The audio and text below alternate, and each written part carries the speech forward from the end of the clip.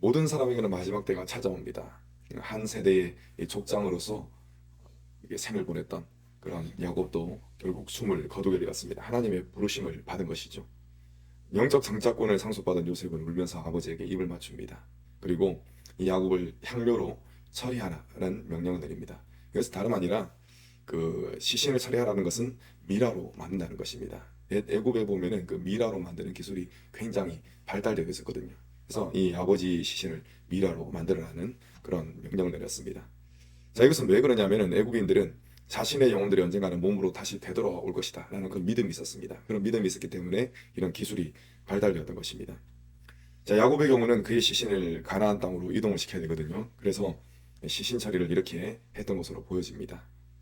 자, 야곱의 시신을 처리하고 난 이후에 그 애굽 사람들은 야곱을 위해서 며칠을 예국을 했냐면은 무려 70일을 예국을 합니다. 여러분, 70일이라는 기간은 상당히 긴 기간입니다. 왜냐하면은 왕이 죽었을 때 예국하는 기간이 72일이기 때문에 그렇습니다. 그래서 이 70일이라는 것은 거의 왕에 준하는 그런 예우를 했다, 이렇게 보시면 될 것 같습니다. 네, 예도 기간이 지났습니다. 그 이후에 요셉은 바로에게 자신이 가나안 땅으로 가서 아버지를 장사 지내고 올 수 있도록 허락해 주십시오, 이런 요청을 하게 됩니다.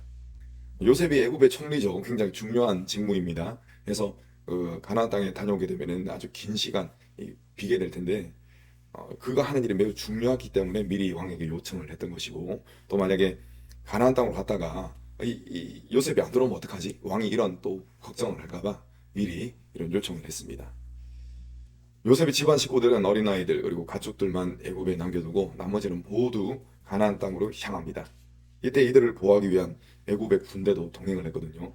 근데 그 규모가 매우 컸다라고 성경은 증언하고 있습니다. 이렇게 야곱의 아들들은 아버지가 지시한 대로 장사를 지냈습니다. 야곱의 가족들이 야곱을 장사 지내면서 일어났던 이런 일련의 과정들, 이것은 약 430년 이후에 이 야곱의 후손들이 아주 큰 민족을 이루거든요. 이 이스라엘 민족이 출애굽하는 그런 장면을 미리 보여주는 듯한 그런 모습을 보여주고 있습니다.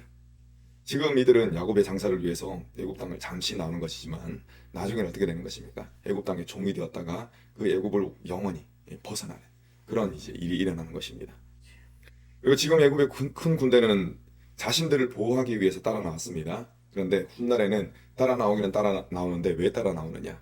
애굽을 벗어나는 이 이스라엘 후손들을 죽이기 위해서 또 큰 군대가 따라 나옵니다.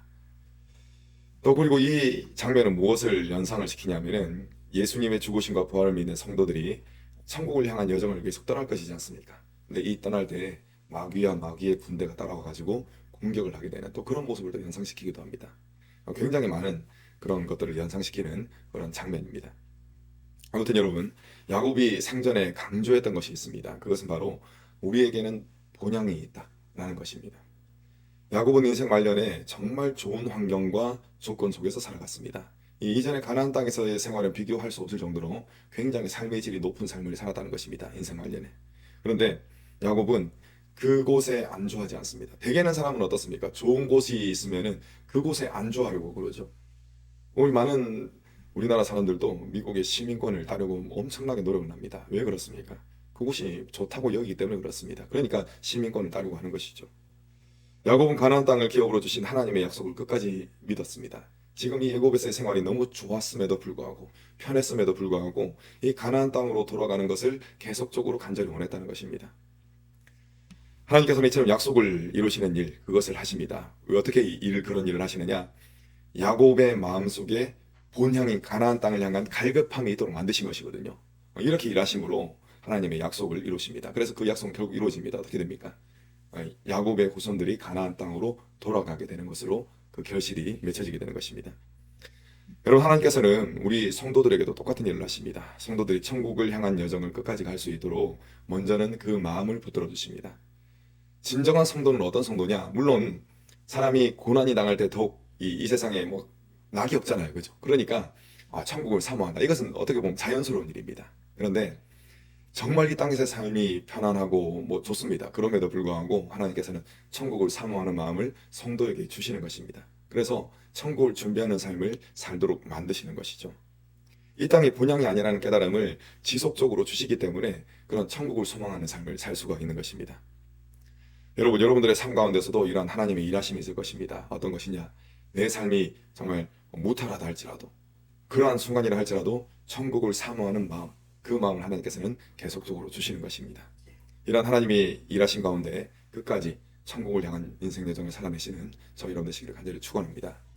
자, 이제 15절부터 이어지는 두 번째 장면을 살펴보시겠습니다. 야곱이 죽고 나니까 형들이 난리가 났습니다. 왜냐하면 요셉이 지금까지는 자신들을 봐줬다 이겁니다.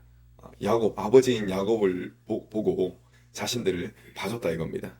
그래서 복수를 하지 않았는데 이제 자신의 방패방이가 되었던 아버지가 돌아가셨으니까 큰일 났다면서 난리가 난 것입니다. 그런데 여러분, 이것은 큰 오해였습니다.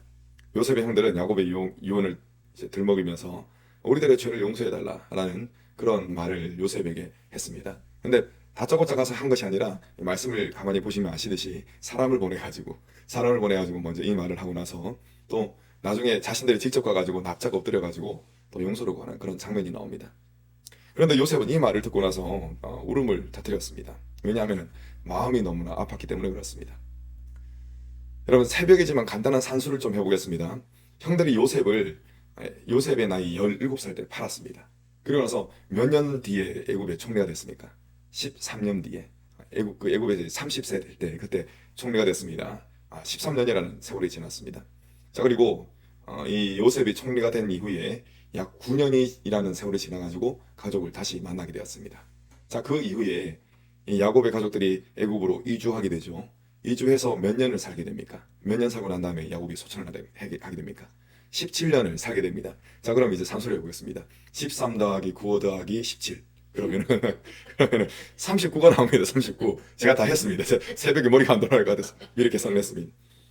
자, 형들이 요셉을 팔아넘긴 지 약 40년이라는 세월이 지났습니다. 여러분, 40년은 결코 짧은 세월이 아닙니다. 굉장히 긴 세월입니다. 그리고 요셉의 나이가 지금 56세입니다. 56세. 엄청난 세월이 지났는데 참으로 그 약 40년이라는 긴 세월 동안 형들은 어떤 마음을 가지고 살았던 것입니까? 요셉이 우리를 복수하면 어떡하지? 이런 두려운 마음을 가지고 살고 왔다는 것입니다. 요셉은 그것이 너무나 뻔히 보이는 겁니다. 그러니까 마음이 아픈 거죠. 또 가련하기도 하고. 그러니까 우리들은 당신들의 종입니다. 우리를 용서해 주십시오. 아버지를 보고 용서해 주십시오. 이렇게 하니까 마음이 그냥 미어지는 것입니다. 자, 그래서 요셉은 다음과 같은 말을 합니다. 자, 19절 말씀 함께 있습니다. 시작. 요셉이 그들에게 이르되 두려워하지 마소서, 내가 하나님을 대신하리이까. 아멘. 여러분, 요셉의 이러한 모습을 보면은 참 요셉이 예수님을 많이 닮은 인물이구나, 그런 생각이 듭니다. 최초의 인간인 아담과 하와는 그들이 하나님과 같이 되고 싶어가지고 선악과를 먹었습니다. 자신을 높였다는 것이죠. 그런데 요셉은 어떻게 합니까? 지금 높은 자리에 있습니다. 막강한 권력을 가지고 있음에도 불구하고 그는 자신의 분수를 알았습니다.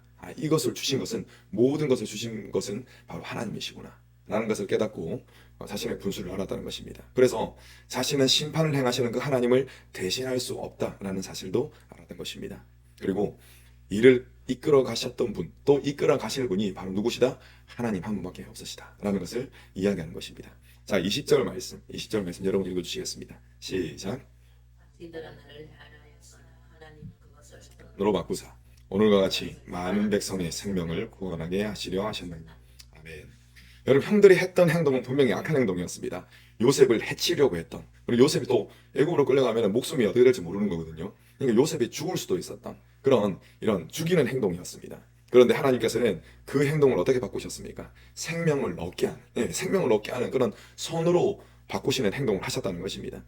이처럼 악까지도 손으로 바꾸시며 죽음을 생명으로 바꾸시는 그런 것이 바로 하나님의 일이다라는 사실을 요셉은 이야기하고 있는 것입니다. 그리고 요셉은 이후로도 하나님의 일에 기꺼이 쓰임을 받습니다. 자, 요셉이 하는 말을 함께 우리 읽겠습니다. 21절 시작. 당신들은 두려워하지 마소서, 내가 당신들과 당신들의 자녀를 기르리이다 하고 그들을 간곡한 말로 위로하였더라. 아멘. 요셉이 어떻게 이야기했습니까? 그들에게 복수해서 해치기는커녕 오히려 형들과 형들의 가족들을 끝까지 제가 책임지겠습니다. 이런 말을 하는 것입니다. 이것은 다른 말로 형들이 지금 굉장히 두려워하고 있지 않습니까? 그러니까 형님들 두려워하지 마십시오. 그런 말을 이렇게 하는 것입니다. 여러분, 두려움을 내쫓고 그리고 평강을 주시는 일, 그것이 바로 누구의 일이냐? 하나님의 일이라는 것입니다. 요셉이 지금 그 일에 쓰임을 받고 있습니다. 굉장히 영광스러운 그런 자리에 요셉이 있는 것입니다. 저 여러분들의 삶 또한 요셉과 닮기를 바랍니다. 다른 사람들의 마음속에 평안함을 전해주고 또 두려움을 내쫓는 일, 그 일에 쓰임 받으시는 저 여러분 되시기를 간절히 축원합니다. 오늘은 말씀을 통해서 하나님의 일에 대해서 살펴봤습니다. 성도들이 천국 여정을 끝까지 갈 수 있도록 생각을 붙들어 주시는 일, 그 일이 바로 하나님의 일입니다.